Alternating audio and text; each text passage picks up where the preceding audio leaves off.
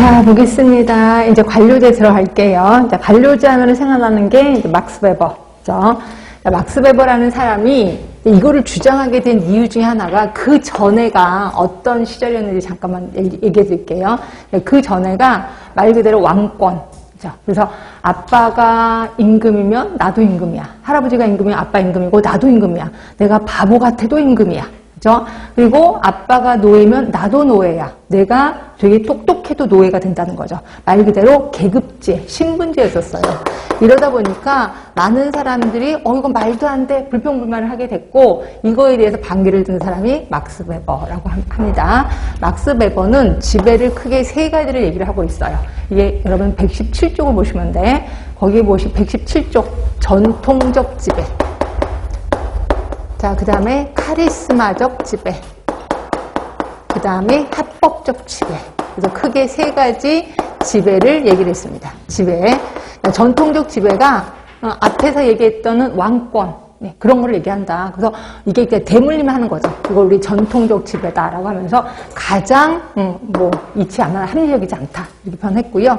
카리스마적 지배는 그거지 그 리더가 약간 카리스마가 있어. 그러니까 개인적 매력이 있다는 거죠. 그래서 밑에 있는 부하들이 자기도 모르게 꼬리를 내리게 된다는 거지. 이걸 카리스마적 지배라고 했고 가장 이상적인 거는 합법적 지배다. 합법적 지배라는 건 뭐냐면 내가 한 회사에서 높은 사람이야. 높은 사람이 갖고 있는 권력이 있다는 거죠. 그걸 우리 합법적 지배. 이게 가장 이상적이다라고 표현을 했었습니다. 자, 그런데 요거에 대해서 이 막스 베버의 그 지배 요것만 배우지 마시고 프렌치 라븐이라는 사람이 또 있거든요. 프렌치 라븐이라는 사람이 또 얘기한 권력의 종류에 대해서도 같이 공부하셔야 돼요. 왜냐면 헷갈려요. 저도 보면 헷갈립니다.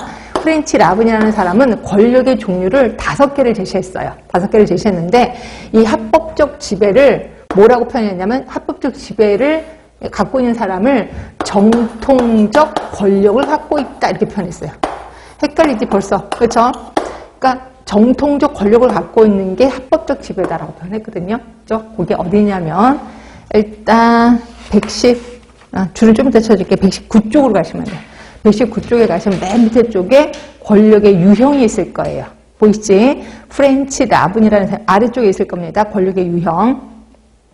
거기에 정통적 권력 보이시죠? 정통적 권력. 막스 베버의 합법적 권위와 유사하다라고 표현했고요. 그러니까 권력 소지자가 말 그대로 한 회사의 사장이야, 회장이야. 그러면 그 사람이 갖고 있는 권력을 갖고 있다는 거죠. 이게 정통적 권력이라고 표현했고요. 요 분도 시험 문제에 좀 나오는 편이어서 어쩔 수가 없습니다. 그것뿐이 아니라 보상적 권력, 강요적 권력, 준거적 권력, 전문가적 권력 있습니다. 자, 이 중에 이제 보상적 권력은 말 그대로 보상을 줬을 때, 그러니까 보상을 줄 수 있는 능력이 있다는 거지. 너 일하면 내가 너 승진시켜 줄게, 보너스 줄게. 이런 보상을 줄 수 있을 때 생기는 권력을 보상적 권력이라고 표현하는 거고요. 강요적 권력은 상대방을 처벌할 수 있을 때 성립하는 권력이야. 이게 누가 많이 갖고 있어요? 깍두기들이 많이 갖고 있지. 깍두기들이 살려는 드릴게. 뭐 이렇게 얘기를 하잖아요. 나 너 처벌할 수 있어. 근데 일을 하면은 너 살려는 줄게. 이게 이제 강요적 권력이라고 보시면 되고요. 그 다음에 이제 준거적 권력이요. 준거적 권력은 대부분 연예인들이 많이 갖고 있는 거예요. 결국 팬들이 저 연예인처럼 되고 싶어. 저 연예인이라 한 번이라도 좀 만나서 밥이라도 먹고 싶어. 이랬을 때 이제 만들어지는 권력을 준거적 권력이라고 하는 거고요. 거기 보이시나요? 집단 구성원들이 권력 소지자와 일체감으로 그에게 호감을 느끼거나 또는 존경하는 것을 기반으로 하는 권력을 준거적 권력이라고 하는 거고, 이거는 연예인들이 갖고 있는 권력이에요. 그 다음에 5번째가 이제 전문가적 권력인데, 그 권력 행사자가 전문가로 인정을 받을 때 생기는 권력이야. 요게 우리가 병원에 가면 의사들이 이렇게 하세요라고 하면 나도 모르게 이렇게 따르게 하는 거는 의사들이 전문가적 권력을 갖고 있기 때문이다라고 보시면 됩니다. 그러니까 전문가로 인정이 될 때 그때 생기는 권력을 전문가적 권력이라고 하는 거죠. 그래서 이렇게 5개가 있는데 이것도 시험 문제 나오면 이거랑 헷갈리거든요. 합법적 지배는 이거 헷갈리거든요. 그래서 제가 같이 묶어서 하는 겁니다.